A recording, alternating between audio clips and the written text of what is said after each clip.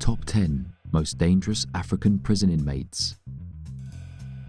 The world is an ugly place, with some pretty creepy people.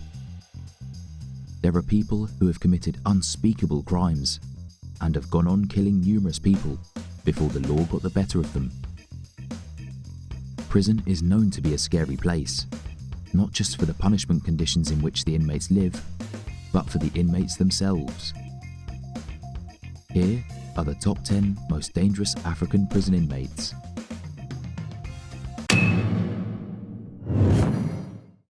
Number 10. Moses Kotoko Katwesidje. A UPDF soldier, Lance Corporal Moses Kotoko Katwesidje, was handed a 90-year jail sentence for murder and attempted murder. His crime? He shot and killed 8 people at Kihihi Trading Center on the night of April the 21st, 2016. Katwesidje had escaped from his duty station with his firearm after a domestic fight with his wife at the time of the tragedy. 11 witnesses confirmed the story, and he was arrested and sentenced in court to spend 90 years in prison for his crimes. If you have issues with your spouse, seek a counsellor, not an AK-47. Number 9. Patrick Ocot. During the night of March 8th, while Ocot was on duty as part of the 23rd Air Defence Regiment, he deserted his post, armed with an AK-47 assault rifle and 30 rounds of ammunition. Upon entering the bar on March 9th at 12:12 AM, Ocot opened fire on the people present, killing Sergeant Odule, his wife Florence, the owner of the bar, as well as 4 other soldiers and 2 civilians, while 2 people were wounded. Ocot then left and went towards Gogonya, about a mile or 1.5 kilometers from the bar, where he killed another person. 9 of his victims died on the spot, while David Komakech died 1 hour later from excessive loss of blood. There were 23 spent rounds recovered by police from the crime scene. He was arrested and brought to the army barracks, where he was charged with murder, attempted murder, misuse of a firearm, aggravated robbery, and failing to protect war materials. He was sentenced to 90 years in prison for his crime. Number 8. Mjadu. The 25-year-old Mjadu was sentenced to 7 terms of life imprisonment for 7 counts of rape, 75 years for 5 counts of robbery, 30 years for 6 counts of housebreaking, and 12 years for attempted rape. Mjadu was accused of terrorizing the community of Esikaleni since 2013. He would forcefully enter the victims' homes and attack them. He would threaten his victims with a firearm before he raped and robbed them. His reign of terror came to an end in 2016. In January 2016, a police constable was allegedly robbed of his firearm at Esikaleni, but he managed to overpower the suspect and arrested him. During the course of the investigation, the accused was linked through DNA analysis to 19 other crimes committed at Esikaleni as of 2013. The arrest brought his crime spree to an end and prevented him from terrorizing the Esikaleni community further. Number 7. Moses Sithole. Moses Sithole is a South African serial killer and rapist who committed the ABC murders, so named because they begin in Atteridgeville, continued in Boksburg, and finished in Cleveland, a suburb of Johannesburg. Sithole murdered at least 37 women and 1 toddler between the 16th of July 1994 and the 6th of November 1995. Moses Sithole targeted black women between the ages of 19 and 45 years old. Most of his victims were being interviewed for positions with his organization. Sithole would take them to remote fields where he would beat, rape, and murder them. They were generally strangled with their own underwear. He once inflicted a head wound on the 2-year-old son of one of his victims and left him to die from exposure. He was finally arrested, and on the 5th of December 1997, Sithole was sentenced to 50 years imprisonment for each of the 38 murders, 12 years imprisonment for each of the 40 rapes, and 5 years imprisonment for each of the 6 robberies. Since his sentences run consecutively, his total effective sentence is 2,410 years. Number 6. Cedric Marquez. Marquez is known as the Wemapan Killer because it was in the Wemapan area of Johannesburg that he targeted most of his victims, beginning in April 1996. The Wemapan murders involved several patterns of victims. The first were men and women walking alone, whom Marquez bludgeoned to death with rocks. The second group of Wemapan victims were couples in cars around the Wemapan area, whom Marquez would assault, shooting the men and raping the women. Marquez was finally arrested in December 1997 as a suspect in the Wemapan murders, and initially acknowledged responsibility for the crimes. He was found guilty of 114 of 134 charges in all, and was sentenced to 27 life sentences, 1 life sentence for each murder, plus 1,159 years and 3 months imprisonment. In total, his sentence amounted to 1,340 years in prison. Number 5. Madumetsa Jack Mahale.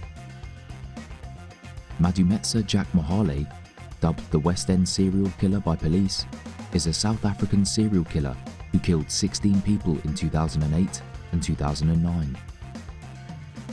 Mahale lured women to open areas, where he raped and murdered them.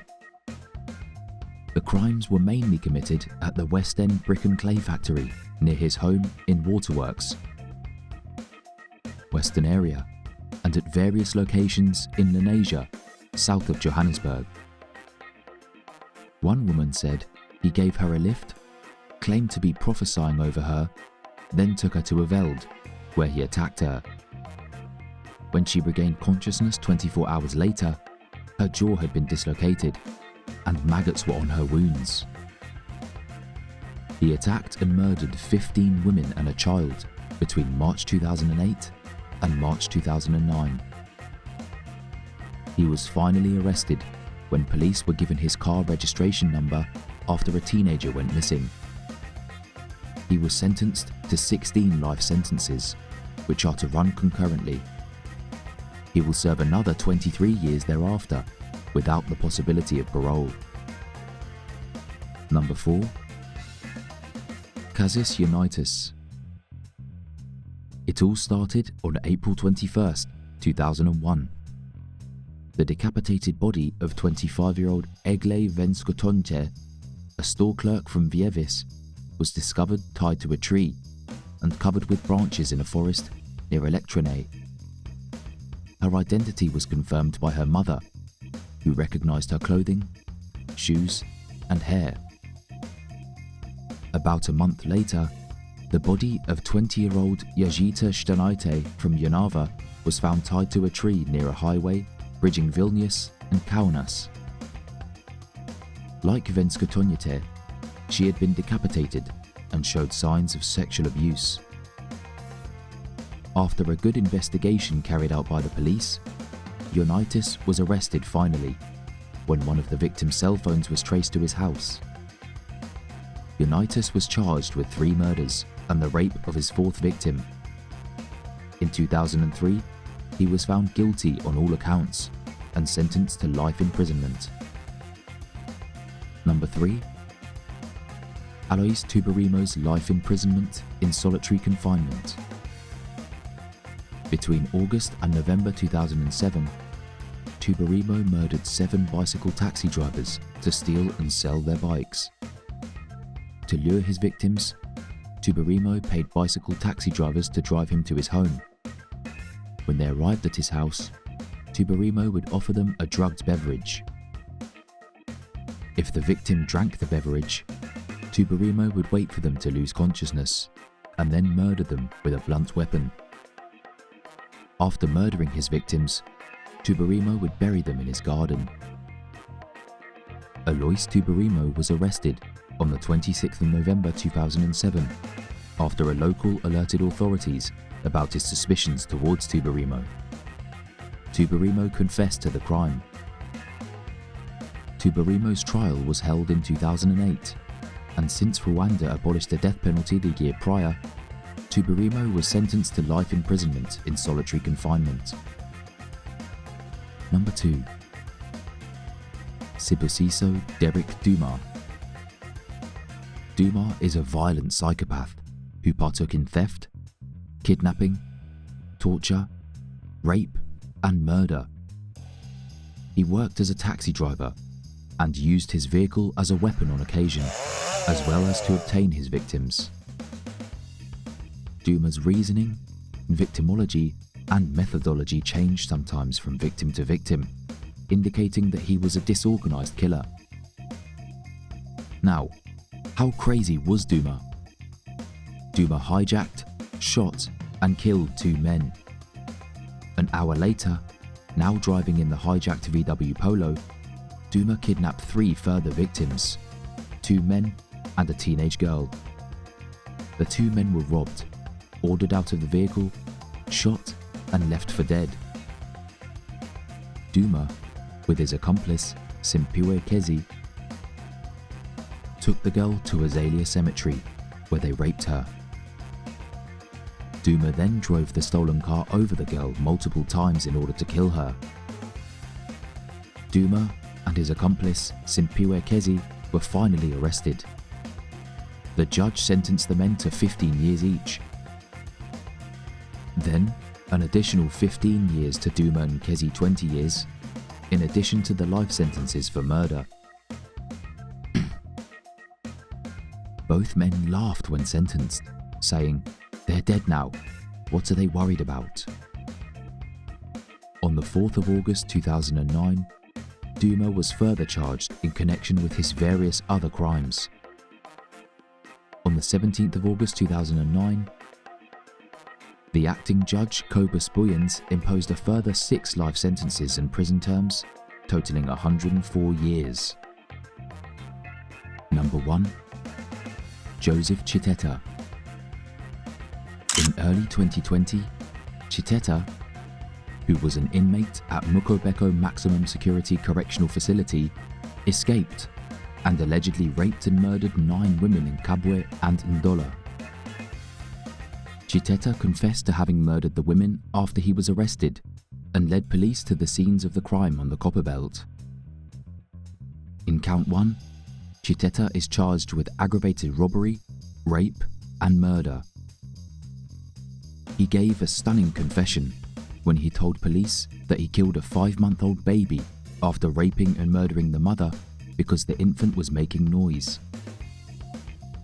Chiteta said after killing Doreen Sinyambe, 29, with his fellow inmate Miles Malaya, he decided to slay and bury the baby in a shallow grave near a hill.